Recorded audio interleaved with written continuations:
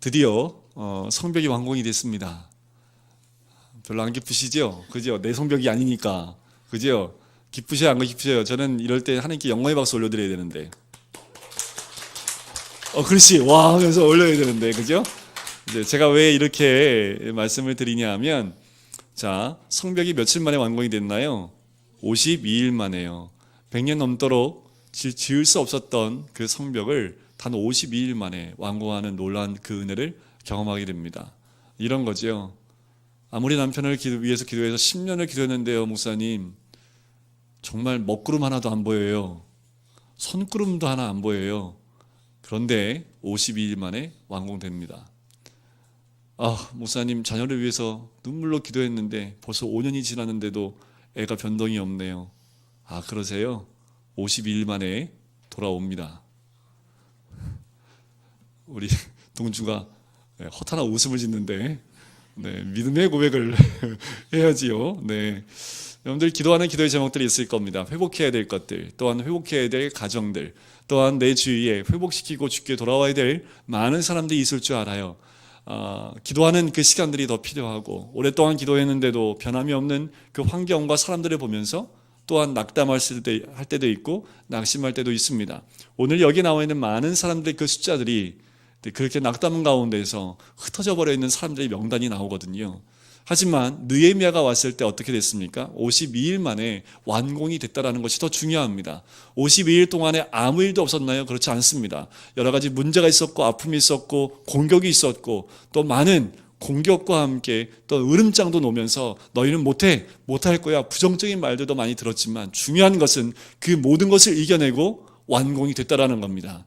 그리고 성벽이 완공됐다는 건 무엇을 의미합니까? 이제 예배를 드릴 수 있다는 겁니다. 그래서 저번 주에 나눴던 7장 1절 말씀에 보면 성벽에 문짝을 달고 드디어 완공이 되고 난 다음에 제일 먼저 했던 게 뭐예요? 예배를 섬기는 자들을 먼저 세웠다라는 거지요. 이것이 먼저 회복돼야 됩니다. 내 삶 가운데 제일 먼저 회복돼야 될 게 뭐예요? 예배입니다. 예배의 삶이 회복되지 않으면 회복된 게 아닙니다. 문짝 달아도 아무 소용없어요. 그 안에서 못하게 해요. 느헤미야는 성벽이 완공되고 난 다음에 그 성벽이 완공됐을 때 하나님이 원하시는 게 뭔지 정확히 알았습니다. 완공되고 난 다음에 제일 먼저 한 게 뭐예요? 기쁨의 찬양과 예배를 올렸다라는 거지요.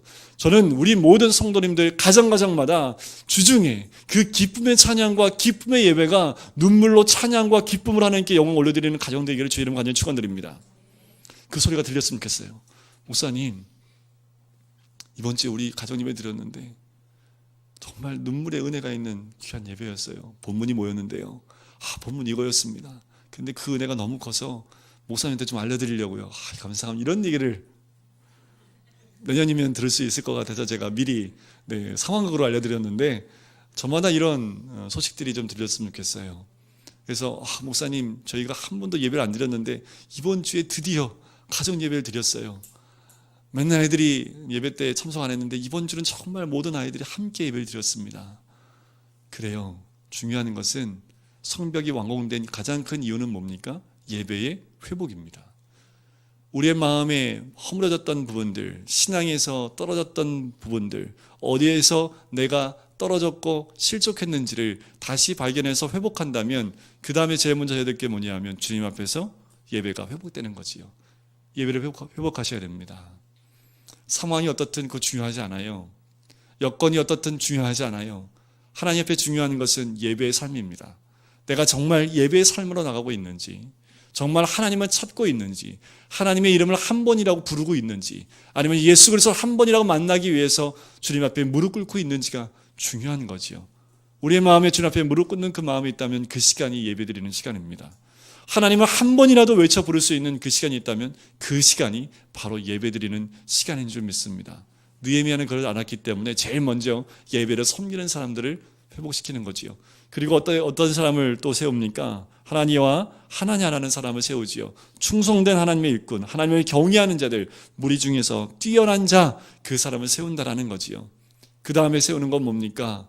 우리 모든 공동체의 리더들을 세우고 함께 나아갈 사람들을 찾기 시작한다라는 거지요. 누가요? 누가 하나니가 됩니까? 누가 하나냐가 됩니까? 하나니는 누구예요? 느헤미야의 동생이었지요. 하나냐는 누굽니까? 영문의 그냥 관원일 뿐입니다. 그런데 그 사람이 하나님을 경외하는 마음과 충성하는 마음이 극에 달하니까 느헤미야 눈에 띄기 시작을 한 거지요. 중요한 것은 눈에 띄는 것이 중요한 것이 아니라 하나님을 경외하는 자의 모습이 회복되어야 된다는 겁니다. 근데 문제가 하나 있었어요. 뭐냐면 4절 말씀인데 성읍이 어때요? 조금 커요. 그죠? 어떻게 나와요? 성읍이 광대합니다. 여러분들 우리 가정이 요만해요. 그죠? 우리 가정은 어때요? 광대합니다. 우리 가정들은 하나님의 지경이 넓은 곳이에요. 가정과 가정이 연결된 것이 교회입니다. 우리 교회의 지경이 어때요? 넓어요. 광대합니다. 근데 문제는 뭐예요? 주민이 많아요? 적어요? 적으며 가옥은 미처 건축하지 못하였다라는 거지요. 이 말씀에 이어져서 나오는 것이 오늘 본문입니다. 지금 문제가 생겼습니다. 성벽은 완공을 했는데 그 성벽 안에 사는 주민이 너무 적어요. 그런데 그때 5절 말씀 보십시오. 내 하나님이 내 마음을 어떻게 해요? 감동하셨다라는 거지요. 이게 중요합니다. 이 감동한다는 그 말이 무슨 뜻이냐면 하나님의 지혜와 총명이 나에게 임했다는 뜻입니다. 다시 말씀드리면 초자연적인 하나님의 그 성품이 내 인격에 덮었다라는 거예요. 그 말은 뭐예요? 내가 아닌 거예요. 하나님이 나에게 함께 하시니까 그 감동하심으로 무엇인가가 생각나기 시작했다라는 거지요. 하나님의 성품이 내 인격을 덮어야 가족이나 다른 사람을 감동시킬 수 있습니다. 저는 감동시킬 수 있는 사람이 아니에요. 저는요, 여러분들 감동시킬 수 있습니다. 성도님들은 감동시킬 수 있대. 제 아내와 제 자녀들을 감동시키는 것은 또 별개의 문제라는 거죠. 뭐가 진짜예요? 성도님들 한 분 한 분 감동시키는 건요 간단해요. 그냥 모르는 사이에 가서 선물 하나 사드리고 그냥 식사 한번 대접해드리고 막 한 번만 더 챙겨드리면 목사님이 저를 챙겨주시네, 이 감동이 있지요. 그런데 우리 가족은요 또 그렇지 않을 수 있다는 거죠. 정말 감동은요 가족부터 감동하는 겁니다. 그 감동은 어떻게 가능할까요? 정말 하나님의 성품이 나에게 임하지 않으면요 제 자녀들이 아빠 보면서 감동 안 해요. 제 자녀들이 여기 나와 있기 때문에 그렇게 얘기하는 거지요. 아빠만 보면 우리 자녀들 중에 한 명이요, 전에도 제가 말씀드렸나 모르겠지만 어버이날 아버지는 어머니는 그래서 뒤에 가로치기를 채우는 게 있었습니다. 아버지는 뭐라고 나왔을까요? 제가 전에 말씀 안 드렸나요? 이거 다음에 또 얘기했는데 이건 까먹으세요. 아버지는 뭐뭐다, 어머니는 뭐뭐다. 뒤에다가 이제 어버이날 때 채우는 거예요. 어머니는 아기를 키우는 사람입니다. 왜냐면 이제 막내가 태어났었기 때문에. 그럼 막내는 아니네. 네, 셋 중에 막내는 아니네. 네, 아버지는 했는데 아버지는 해골이다. 그러니까 그때 제가 제 아들을 감동 못 시킨 거죠. 그러니까 그 전도사님이 조용히 오셔가지고요 저를 불러요 따로. 초등학교 초등부 담당 전도사님이 목사님 하면서 손을 꼭 붙잡더니 무슨 일이래요? 아버지는 해골이라는데 해골은 맞는 것 같긴 한데 애들 앞에서 이게 해골이 만천에 드러났는데 어떡합니까? 이런 얘기를 하는 거죠. 그게 참 목사라도요 가족을 감동시키는 것은 하나님의 성품이 나에게 임재하지 않으면 불가능하더라고요. 제 아내는요 그런 척 해줄 수 있어요. 그죠? 내 남편 그런 척 해줄 수 있어요. 그런데 정말 내 가족, 내 부모, 내 옆에 있는 가족들을 감동시키는 것은 하나님의 성품이 임재하지 않으면 불가능하다는 거지요. 그래서 또 이런 기도가 나와요. 하나님의 성품으로 감동된 자로 살 수 있도록 요 순간만 아니라 하나님 매 순간마다 감동된 자가 될 수 있도록 인도해달라는 그 기도가 그냥 저절로 나와요. 저절로. 못하니까 저절로 나오는 거지요. 하나님께서 느헤미야의 마음을 감동하셔서 백성들을 계수하게 합니다. 자, 귀족들과 민장들과 백성을 모아 그 계보대로 등록하게 하심으로, 그 다음이 중요한데, 내가 처음으로 돌아온 자의 계보를 얻었는데 거기에 기록된 것을 보면, 자, 여기에서 감동됨으로 하나님이 지혜를 주셨는데 사람이 너무 없었는데 하나님이 어떤 생각을 떠오르게 했냐면 처음으로 돌아온 자의 계보를 보게 하신 거예요. 이 처음으로 돌아온 자가 누구냐면 1차 포로 기환 때 돌아왔던 사람들을 의미합니다. 자, 그들이 계수해서 성으로 들어오는데 1차 포로 귀환 때 돌아온 사람들을 기억나게 하셔서 그들을 계수해서 성에 거하게 하면 되는데 이제까지 왜 그 생각을 못했을까?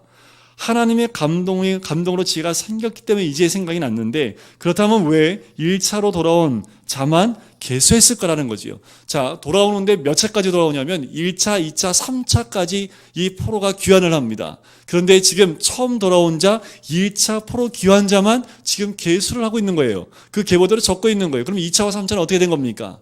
왜냐하면 1차와 2차와 3차 귀환자는 그 수가 많지 않았습니다. 그리고 근래 돌아와서요, 이들은 성벽을 중수하는데 함께 했던 사람들이 2차와 3차 때 귀환한 사람들입니다. 그런데 이 1차 때 돌아온 사람들은요, 이미 예전에 돌아왔던 사람들이에요. 돌아와서 보니까 성벽이 없습니다. 주변에 많은 공격을 당해요. 특별히 이 가나안 땅, 이 예루살렘 이 주변은요, 많은 사람들이 차지하고 싶은 땅이었기 때문에 전쟁이 많이 났던 땅이에요. 그러니까 어떻게 해요? 성벽이 없으니까 보호를 받을 수 없지요. 이들이 하나님의 도우심 받아서 돌아왔긴 했는데 정착할 수 있는 곳이 아무것도 없는 거예요. 어떻게 해요? 살아남아야 되니까 흩어져 버린 거죠. 정착을 못한 거예요. 흩어져 버려 있는 그들은 성벽을 중수할 때 참여하지 못한 사람들이지요. 다시 말씀을 드리면 아웃사이더 있죠. 주변에 흩어져서 눈에 보이지. 그러니까 느헤미야가 어떻게 해요? 볼 수 없었던 그 사람들이라는 거지요. 그렇게 잊혀질 뻔한 1차 귀환자들을 계보대로 계수한 것은 정말 중요한 건 뭐냐면 앞서 행한 믿음의 선배, 믿음의 조상들을 기억해냈다라는 겁니다. 먼저 1차 때 100년 전에 그 전에 왔던 그 사람들을 기억해냈다라는 거지요. 그들이 믿음으로 돌아왔던 그들, 믿음의 조상인 그들을 기억해냈다라는 거지요. 자, 이 말씀을 보면서 우리 교회를 묵상해 봤습니다. 우리 교회 전통이 있잖아요. 그죠? 50년 넘었잖아요. 그러면 우리 교회를 시작하신 분 계실 거 아니에요. 그죠? 믿음의 계보가 있는 분들이 계실 거고, 또한 믿음의 선배와 조상들이 있을 겁니다. 그래서 저는 온 지 3개월밖에 안 됐으니까 어디 가셨을까? 이분들이 어디인가 아웃사이더에 흩어져 계시지 않을까? 이분들의 명단을 좀 받아야 되지 않을까? 제가 교회 오자마자 이 명단들을 가르쳐 주시는 권사님이 계셨어요. 그래서 기도해 달라고. 기도하면서 돌아오시더라고요. 명단을. 여러분들 그분들이 누군지 모르시죠? 저는 알아요. 주신 분도 아실 텐데. 다시 돌아오기 시작을 하고 계시고, 지금도 과거에 10년 전에 오셨던, 우리 교회 다녔다가 안 나셨던 분들이 또 나오기 시작을 하시고, 저는 이분들의 다시 돌아오는 이분들이 이 믿음의 조상들, 또한 계보 가운데 올라야 될 믿음의 선배가 아닐까. 이 교회 10년 전에 채웠던 그 자리에 그분들이 다시 돌아올 수 있다면 그분들이 우리가 기억해야 되고, 아마도 하나님의 감동하심 가운데 느헤미야가 기억했던 그 계보에 우리도 기억해내야 되지 않을까. 여러분들 떠오르세요? 명단 적어서 다 주세요. 계보로 적어놓게. 기도하면 그 계보가 실제가 되어 이 예루살렘 성 안으로 이들 모두가 들어와서 가득 채우고 넘치듯이 그분들이 돌아와서 이곳을 채울 수 있을 줄 믿습니다. 자, 6절 말씀을 보시면 같이 한번 읽어볼까요? 6절입니다. 시작. 옛적에 바벨론 왕 느부갓네살에게 사로잡혀 갔던 자들 중에서 노예임을 받고 예루살렘과 유다에 돌아와 각기 자기들의 성읍에 이른 자들, 곧 여기까지인데요. 자, 하나님께서 애굽에서 이스라엘 민족을 데리고 나오실 때, 출급시키실 때 가나안 땅으로 이들을 인도하지요. 그리고 인도하셔서 그들이 거기 정착을 합니다. 그런데 그들이 우상을 섬김을 통해서 하나님 어떻게 해요? 경고의 메시지를 아무리 줘도 이들이 돌이키지 않지요. 그래서 결국 어떻게 됩니까? 바벨론에 의해서 멸망을 당합니다. 그리고 포로로 잡혀갑니다. 몇 년 동안이요? 이런 거는 좀 기억해 두시면 성경을 공부했다라고 할 수 있는 거죠. 70년입니다. 누가 예언했을까요? 예레미야가 예언을 합니다. 70년 후에 다시 돌아올 것이다. 이런 것들은 꼭 기억해 두셔야 됩니다.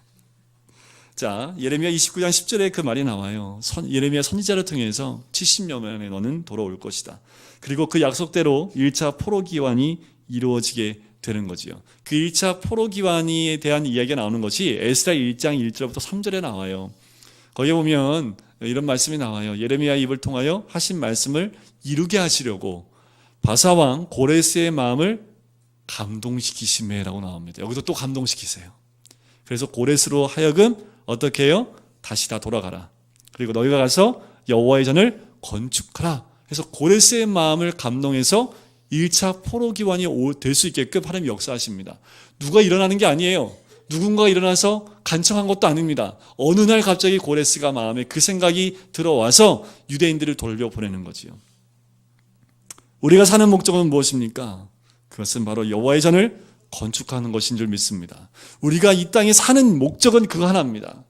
내 눈에 보이는 금강교회 이 건물보다 더 중요한 것은 영적 성전을 건축하는 것, 그것이 우리 이 땅에 사는 목적이 되어야 됩니다. 지금도 주님은 우리의 성전이 회복되길 원하고 계신 거예요. 내 삶 가운데 하나님이 허락하신 내 육체의 성전, 그리고 내 몸의 영적 성전들이 온전히 회복되기를 원하시는 거지요. 그래서 결혼도 공부도 직업도 하나님의 나라를 건설하기 위해서 하는 것으로 목적을 정하고 가셔야 됩니다. 내가 왜 공부해요? 하나님 나라를 위해서. 내가 어떤 회사를 왜 들어가요? 하나님 나라를 위해서. 내가 공부를 왜 해요? 결혼을 왜 해요? 하나님 나라를 위해서 한다는 목적을 뚜렷이 가지고 있어야 된다는 거지요. 이 목적을 깨닫는데 이스라엘 민족은 몇 년 걸렸다고요? 그렇죠. 70년 걸렸다라는 거예요. 69년 11개월 29일째도 아니에요. 딱 만땅 70년 딱 되니까 이제 깨닫는 거지요. 빨리 기다리셔요. 70년 기다리면 너무 멀잖아요. 그죠? 이미 목사님 이미 69년 왔거든요. 1년만 기다리면 됩니다. 뭐 이럴 수도 있겠지만 근데 70년까지 채우지 마시고 말씀 안에 깨닫고 하나님께 돌아오시면 되는 거지요. 여호와의 전을 건축하는 목적을 위해서 고레스의 마음도 감동시키고 하나님의 역사를 이루어 가시는 분이 우리 하나님인 줄 믿습니다. 자, 하나님의 약속을 이루셔서 포로에서 노임을 받았는데 이 돌아온 수가 몇 명이냐 하면 42,360명. 저기 다 세봤거든요. 다 더해봤어요. 아니요. 그러면 거짓말이고요. 66절에 나옵니다. 66절 보니까 온 회중의 합계는 몇 명이에요? 42,360명.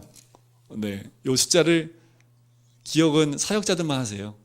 네, 성도님들은 기억 안 하셔도 됩니다. 근데 몇 명이라고요? 42,360명이 돌아왔다라는 겁니다. 먼저 생각해 보세요. 출애굽할 때는 몇 명이 나왔나요?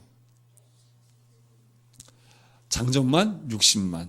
그러면 대략 최소한 200만에서 300만입니다. 근데 지금 몇 명 돌아왔나요? 4만 명 정도. 돌아온 숫자가 굉장히 적어요. 그런데 오늘 나와 있는 그 사람들을 보니까 12지파 중에 딱 2지파만 나옵니다. 여기는 안 나오는데 이 사람들의 지파를 봤더니 유다 지파와 베냐민 지파만 대부분 돌아왔고 나머지 지파는 돌아오지 않습니다. 이게 무슨 일입니까? 이들이 왜 돌아오지 않았습니까?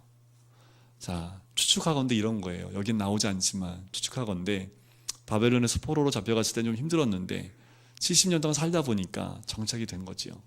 그 문물, 그 앞서간 문화들, 거기서 살면서 정착이 된 거지요. 그리고 예루살렘에 사는 것보다 거기서 사는 게 더 풍족한 거지요. 조금 포로 같은 삶을 살지만 풍족해요. 누릴 것들이 있어요. 그리고 바벨론에서 처음에는 그렇게 압제했지만 시간이 갈수록 어떻게 해요? 조금씩 느슨해지고 좀 자유를 줬기 때문에 유대인들이 어떻게 이제 생활이 편해지는 거지요. 그래서 이 예레미야의 70년이 돌아오라는 이 말씀을 기억하고 있었지만 반응하는 사람은 몇 명밖에 없어요? 4만여 명밖에 없었다라는 거지요. 이렇듯 이 땅에서 잘 살고 정착을 잘하면 하나님 말씀이 복음으로 들릴까요? 못 될까요? 이 복음을 영어로 말하면 뭘까요? 굿뉴스. 여러분들 말씀이 굿뉴스세요? 아니세요? 이게 정말 중요합니다. 이 땅이 좋사오니 하시면 아무리 교회 나와서 말씀을 들어도 그 말씀이 굿뉴스로 들리지 않아요. 그리고 그 말씀에 순종할 수도 없다라는 거지요. 자, 그래서 1차 포로 기환에서 돌아온 자들은 엄청난 신앙 고백을 가지고 돌아왔다라고 할 수 있는 거지요. 하지만 아까도 말씀드렸지만 돌아왔지만 모든 것이 준비된 것이 하나도 없어요. 그렇게 그들은 흩어지게 됩니다. 정착을 못하게 돼요. 그렇게 100년이 지나가면서 잊혀진 사람들이 되어졌고 그를 느헤미야가 감동함으로 다시 한번 기억해내게 됐다라는 거지요. 이들은 성벽 중수에 동참하진 않았습니다. 하지만 예루살렘의 성에 거할 자격은 있는 것이라고 느헤미야는 알게 되는 거지요. 왜요? 내가 아무 힘도 없고 대단한 헌신도 못했어요. 그런데 믿음의 결단으로 세상을 끊고 돌아온 자는 하나님이 반드시 기억하신다라는 거지요. 여러분들 그거 있죠? 주를 위해서 나 이거 포기할게 하고 포기하고 이 자리에 오신 분들 누가 기억해요? 하나님이 기억하신다는 거예요. 이들이 들어와서 100여 년 넘도록 아무것도 한 거 없지만 하나님은 이들은 아직도 기억하고 계신다라는 거지요. 믿음을 위해서 무엇인가 내려놓은 것, 내가 포기하고 세상을 떠난 것, 하나님이 그냥 보고 있지 않으신다라는 거지요. 환경이 안 돼서 공동체에 못 들어가고 흩어져 있는 하나님 있어도 하나님께서 기억하시면 마지막 본성에 거하는 자의 명단에 올라갈 수 있다라는 겁니다. 자, 7절 말씀해 보니까 사람들이 몇 명이 나오나요? 자, 이제 숫자를 한번 세보세요. 이름이 참 어려워요. 그죠? 스룹바벨은 알겠고요. 예수와 느헤미야까지 알겠는데 아사리야, 라함야, 나하마니, 모르드게, 빌산, 미스베렛, 비그웨, 느훔, 바하나. 네, 이름을 잘 읽기도 어렵지요. 근데 목사는 잘 읽어야 돼요. 그래서 제가 잘 읽어드렸는데 한 12명의 지도자의 이름이 등장을 합니다. 자, 중요한 것은 이 12명의 지도자의 인도를 따라서 4만여 명 이상이 따라왔다라는 거지요. 중요한 건 뭐냐면 내가 누구를 따라가냐가 중요해요. 내가 어떤 리더를 따라가고 있는지가 중요하다라는 거지요. 이 스룹바벨은 누구냐면 여호야긴 마지막 왕의 넷째 아들로 왕족입니다. 유다의 왕족이고요. 이 족보에서 누가 나오냐면 예수님이 나와요. 그런데 지금 이 스룹바벨은 뭘까요? 1차 포로기한 때 첫 번째로 이 스룹바벨이 이 사람들을 데리고 돌아오거든요.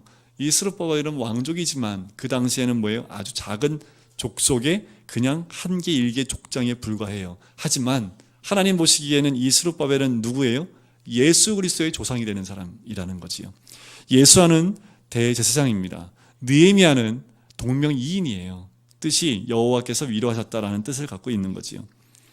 이 12 지도자는 세상 지위를 다 초계처럼 여기고 백성을 이끌고 나왔다라는 거지요. 육적인 출신과 배경이 아니라 믿음의 배경을 보고 사람을 선택해야 된다는 겁니다. 이게 교회에서 참 중요한 원리입니다. 육적인 것만 바라보게 되면 실족할 수 있습니다. 하지만 믿음을 바라보고 선택하면 그의 육적인 것보다 더 귀한 것들을 바라보면서 믿음의 눈으로 나갈 수 있다는 거지요.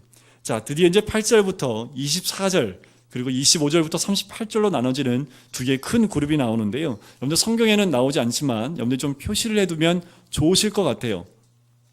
자, 이 8절부터 24절까지 이 말씀에 보면 일반적으로 이스라엘 백성을 계수할 때는요, 지파를 따라서 기록을 합니다. 그런데 여기는 지파가 아니라 무엇을 따라 기록하고 있나요? 사람 이름을 따라 기록하고 있죠. 자, 이 8절부터 24절까지는 사람을 따라 기록하고 있고요. 25절부터 38절까지는 지역별로 기록하고 있다는 특징이 있습니다. 이걸 좀 구분해서 표시를 해두시면 좋을 것 같아요. 자, 누구와 함께 갈지가 결정될 때 육신의 가문보다 믿음의 계보를 지킨 한 사람을 선택해야 한다는 거지요. 어떤 지파, 어떤 가문일지는 알 수 없습니다. 그러나 포로 생활 중에서 믿음을 잃지 않고 돌아와 믿음의 계보의 주인공이 되었다는 것이 중요합니다. 나는 어떤 가문인지 몰라요. 그게 중요치 않아요. 지금 다 포로이기 때문에 너는 어떤 가문이니 12지파 가운데 어떤 가문이니 이게 중요치 않습니다. 중요한 건 내가 믿음의 계보에 들어가 있는 한 사람이냐 아니냐가 중요하다는 거지요. 성경의 한 절이 너무너무 중요한데 그 한 절 분량에 이 사람들의 이름을 일일이 기록하고 있다는 거지요.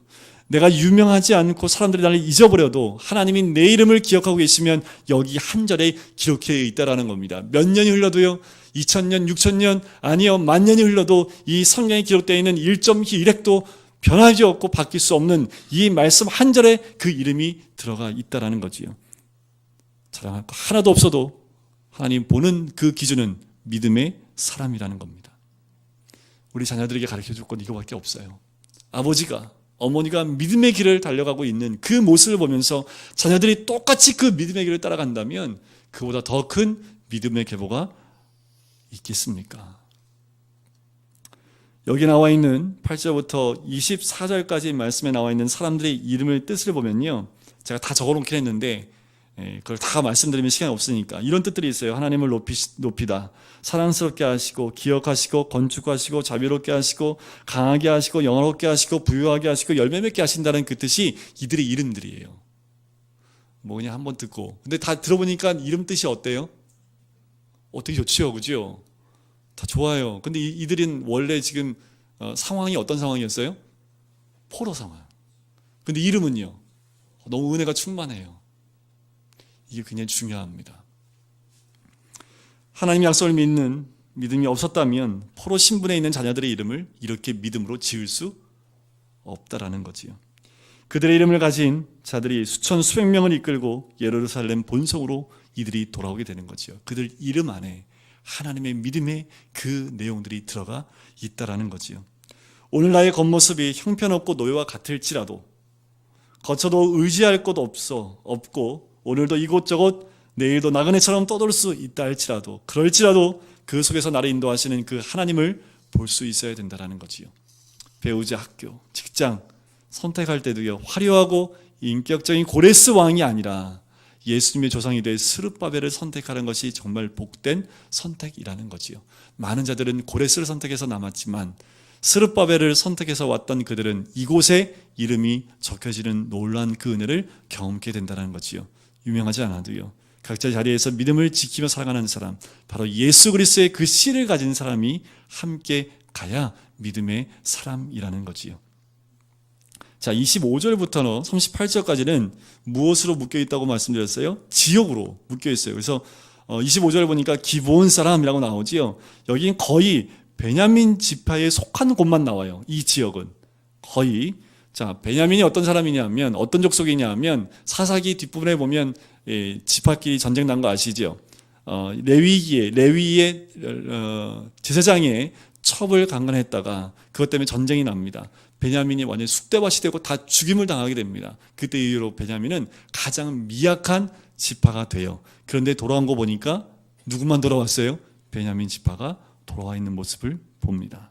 중요한 것은 미약하고 내가 약한 것이 중요한 것이 아니라 내가 믿음을 선택해서 예수 그리스도를 따라왔느냐 안 하느냐가 중요하다는 거지요.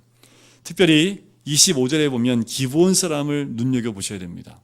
기브온 사람 기억나십니까? 기브온 사람, 여호수아가 가나안 땅을 점령할 때 이 기브온 사람들이 변장하고 와서 그렇죠. 그래서 속여요.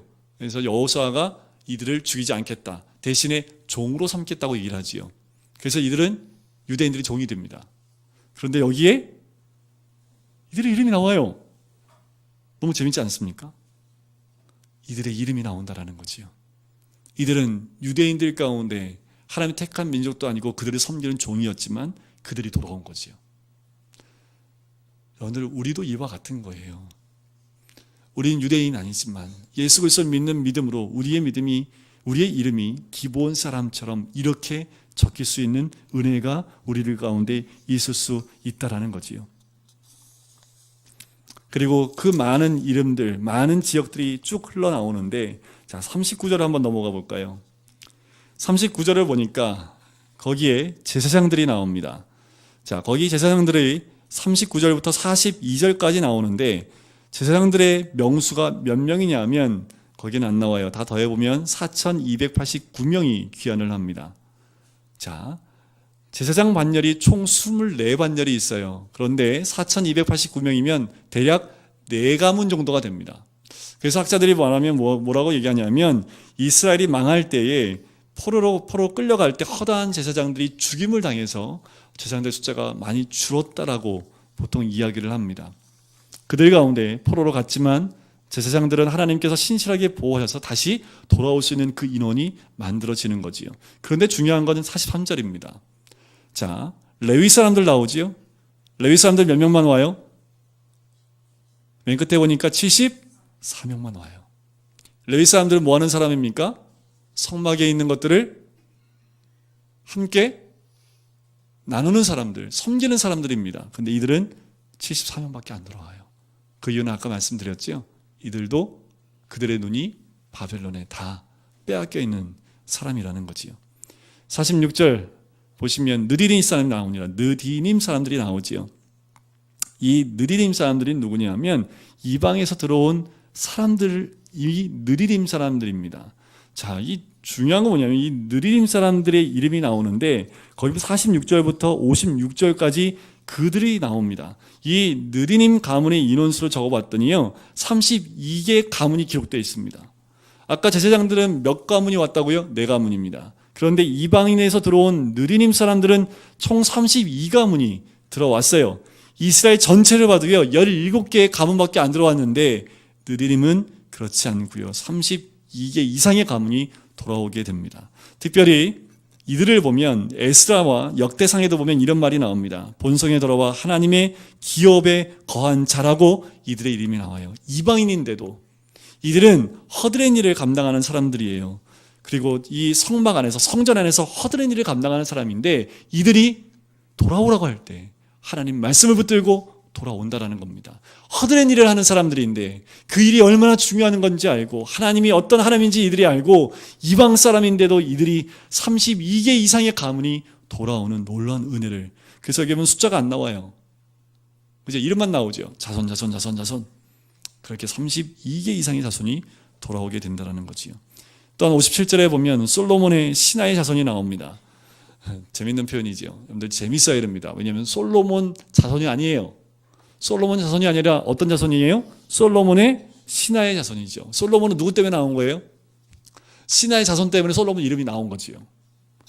솔로몬 자손이 나와야 되는데, 그지요? 그 신하의 자손 때문에 솔로몬 이름이 나왔다는 것, 이럴 수 있는 거지요.